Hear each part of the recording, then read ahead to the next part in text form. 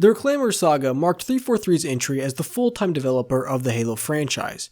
Rather than stick to the full set of narrative tropes that Bungie had, 343 opted to market the Reclaimer saga as a chief-centric story, one where the voice behind the helmet gets to have a heart and maybe a few thoughts of his own too. Now, you don't need me to tell you that the reception of the Reclaimer saga, as it is, seems highly mixed, but despite outrage and tantrum from people who dislike it, 343's narrative for Halo has built up its own growing and dedicated fan base. It's fairly large by this point. I'm the Homeslice, Ascend Hyperion, and in today's video, I'm going to step out of character a little bit, as where I normally try to cover topics in a way mostly free of my bias or personal desires, today's video is going to be quite the opposite. Today, I want to air my grievances with the Reclaimer saga, but rather than hash out a 20-minute video of nitpicks and dislikes, today I want to dial in on what I consider to be the biggest narrative flaw with Halos 4 and 5.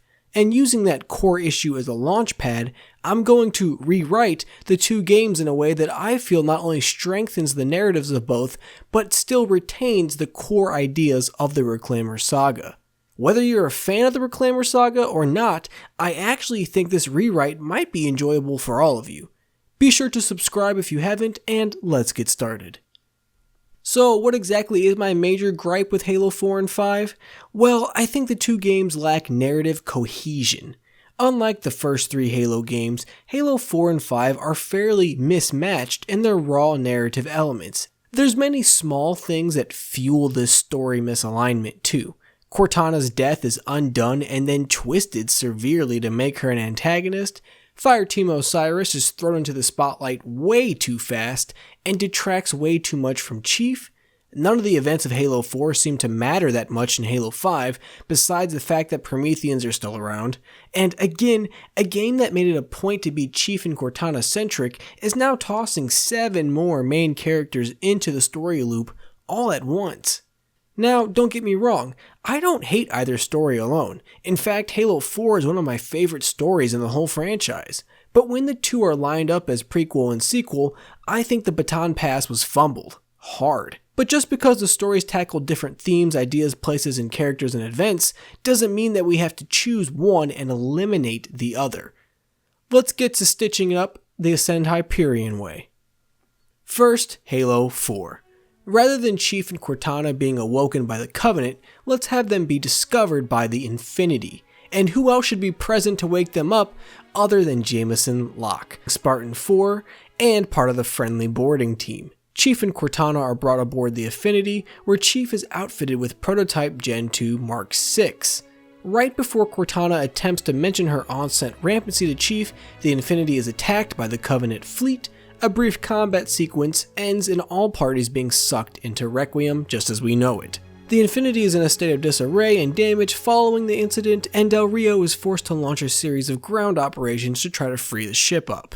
This can play out almost just how it's written in the original game. Chief and Cortana can find a map room, they're accidentally led to the Didact and wake him up, and they can even undergo a Mammoth mission if they want.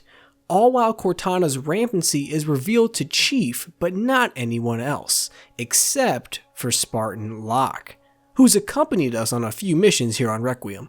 Something else important has to happen here though.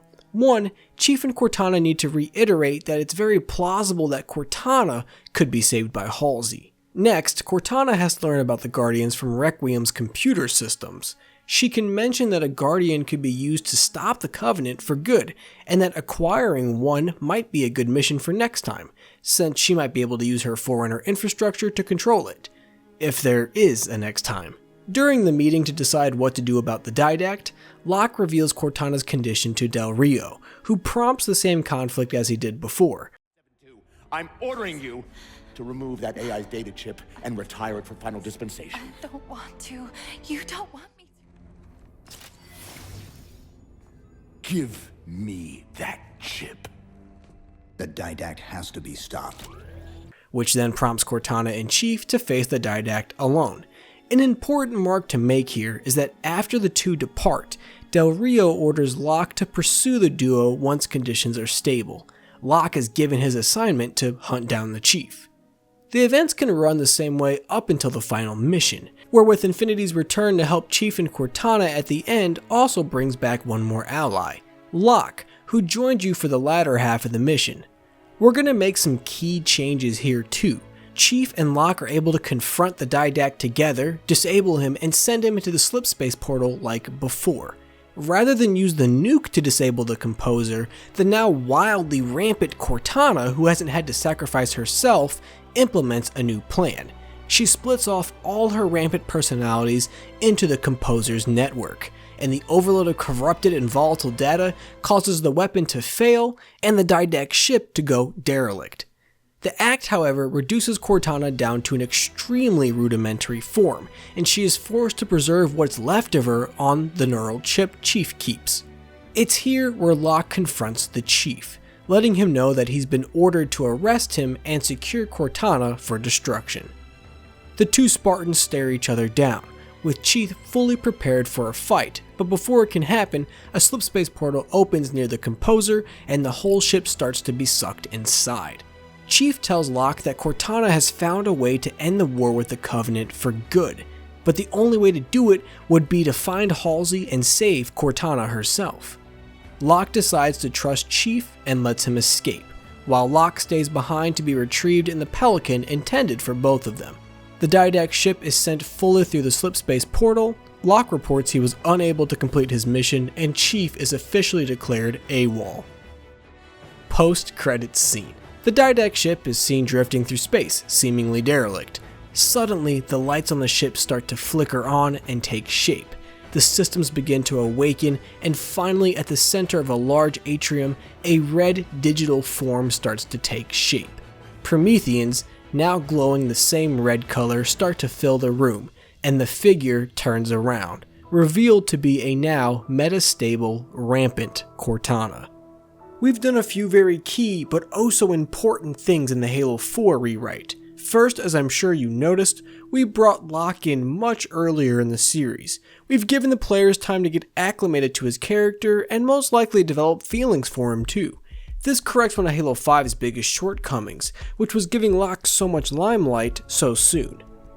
Next, we've given a prompt origin story to evil Cortana. Rather than have her be bad for no real apparent reason, the player has a much more active understanding of why Cortana would do some extreme stuff. We also now have a proper setup for the concept of Guardians, and we have two forward-facing motives. Chief wants to get to Halsey to save Cortana, and then they want to locate a Guardian to show how it can be used to finally end all of humanity's conflicts. But because the two are now doing it on their own terms, we have the setup for the hunt dynamic, which was so intriguing in Halo 5's marketing. Speaking of Halo 5, it's time we start our rewrite. Now would be a good time to grab a snack or maybe even drop a donation on my Ko-fi linked below. Halo 5. When we left off, Chief had departed alone to seek out Halsey. After being let go by Locke, we saw the formation of rampant Cortana. We pick up 7 months later. The Prometheans and Jul 'Mdama's Covenant continue to wreak havoc on the galaxy. In the rewrite, I have two goals. One, I want Hunt the Truth to be real, and I want to finally come full circle to the early Halo advertising we saw with the inception of the Xbox One. To do that, I need to make a few very key and slightly hyperbolic changes to Halo 5. We're cutting out Blue Team and Fireteam Osiris. With so many carryover characters from Halo 4 like Palmer, Lasky, and Roland, and returning ones like Halsey, Locke, Chief, and Cortana, we're plenty saturated with voices and faces. That being said, let's get to our events. We start the game as Locke, who infiltrates the Kamyacha conflict to eliminate Jul 'Mdama and to chase the lead that Halsey might be here as well.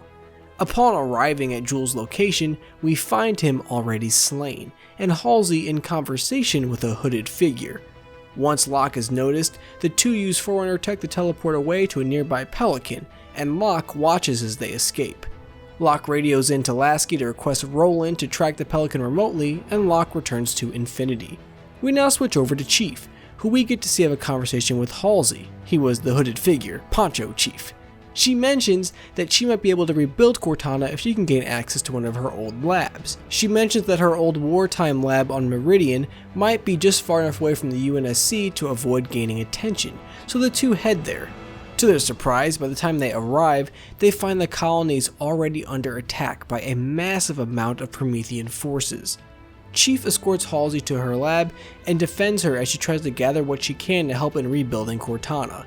Then the situation escalates. What was once the Didact ship arrives on Meridian, basked in its new red glow. The assault worsens, and Chief notes to Halsey that defending the lab may no longer be possible. Halsey decides she's gathered what she needs and starts to pack it all up. It's here where a Guardian is seen for the first time. It rises from the ground in the distance, and as it forms, it begins to cause mass destruction in the surrounding area. The pair narrowly escape. Aboard Infinity, word of the attack on Meridian reaches Lasky, who calls Locke to his quarters. Lasky shows Locke the footage, and then shows him photographs of Chief and Halsey on site of the devastation. Forced to assume the worst, Lasky renews Locke's mission from Halo 4. Track down and capture the Master Chief and Cortana at all costs. The hunt begins. We get a few missions of Locke doing his best to uncover what's going on with Chief, which eventually point him towards Sanghelios, where he links up with the Arbiter as a means to get help with his search. We jump back in as the Chief, who does some Forerunner ruin exploration with Halsey to discover that the Guardian is locked up on Sanghelios. After seeing the raw power of the Guardian on Meridian, Halsey suggests that the only way to stop it now for sure would be to secure the Guardian on Sanghelios and use the revived Cortana to operate it. We reach a pinnacle moment on Sanghelios. While amidst the Covenant civil war, the Didact ship arrives and deploys Prometheans into the fight. It's here where rampant Cortana finally reveals herself not just to the combatants on Sanghelios, but to the whole galaxy using her newfound control of Forerunner Age technology. She declares that she has ended all war in the galaxy, giving pretty much the same spiel as the original script. With all our major players on Sanghelios, we get two key missions.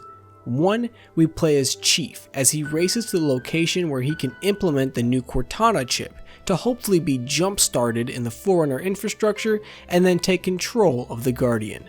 Next, we get one as Locke, where he desperately tries to locate and stop the Chief as he's under the impression he's lost control of Cortana and is accidentally aiding the galactic coup. There's two cool ways to play this, where Chief can be focusing mainly on fighting Prometheans through Forerunner infrastructure, and Locke can be getting there by fighting through the Covenant civil war on the surface of Sanghelios. It all comes to a head in a Forerunner atrium, as the two Spartans duke it out hand to hand, both fighting for what they think is the next step to save humanity. But in a turn of fate, Locke is able to disable Chief, who is forced to plead with him to allow him to complete his mission. Locke is conflicted, but ultimately chooses to once again trust the Master Chief. Chief is allowed to deploy the Cortana chip in the system. Suspense builds as the room goes dark. All is quiet for a moment, but then the room illuminates a deep blue color, and beside the Chief forms a figure, the restored Cortana. The new Cortana activates the Sanghelios Guardian. As it emerges from beneath the ground, the rampant Cortana calls forth the Meridian Guardian. The two machines begin a fight on a scale never before seen. The grand finale. Chief and Locke return to the camp where Halsey and the Arbiter have positioned themselves. The Guardians fight in the distance, and the Didact ship looms overhead. Several key characters arrive at the Arbiter's tent, such as Palmer and Lasky. Halsey makes it known that this might be their only chance to stop the rampant Cortana, and that every measure has to be taken to eliminate the Didact ship, with the hopes that the rampant Cortana is trapped within its network. The final battle begins. The Infinity reaches weapons range of the Didact ship, and every single Spartan 4 on board, including our main characters, are deployed to the surface of the ship. A massive conflict erupts. Chief, Locke, the Arbiter, and Palmer fight through defense after defense, battle after battle, as they work their way to the control room of the ship, and at the last defense, the Arbiter, Locke, and Palmer stay behind to cover the Chief and the new Cortana as they face down the rampant Cortana in her control room. After a fierce battle, the two are successfully able to destroy the rampant Cortana's core, leading to a full functional failure of the Meridian Guardian and the Didact ship. The heroes make one last daring escape from the ship, and the dormant Forerunner weapons sink deep into the ocean of Sanghelios. Now, clearly my Halo 5 rewrite was far more extreme than my Halo 4 one. For me, it was about hitting several key goals. First, I wanted to keep the story of Chief and Cortana central to the plot. Secondly, I wanted to make sure Locke still got his Hunt the Truth story, but he also got to fall out of grace with the player and then redeem himself. It's my hope that through all this, Locke would secure his spot as a venerable character and even a fan favorite. I want to close this video by saying something important. I'm by no means suggesting my rewrites are better than the real media. At the end of the day, I wanted to share my own narrative ideas for the Halo franchise, and I want people to recognize that these rewrites are all after the fact.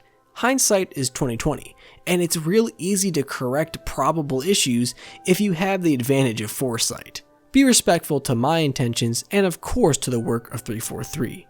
That being said, this long story is finally over. What do you think? Would you like to have played this version of the Reclaimer saga? Let me know in the comments below, like the video, subscribe if you haven't, and share with a friend. Until next time, I'll catch you guys later.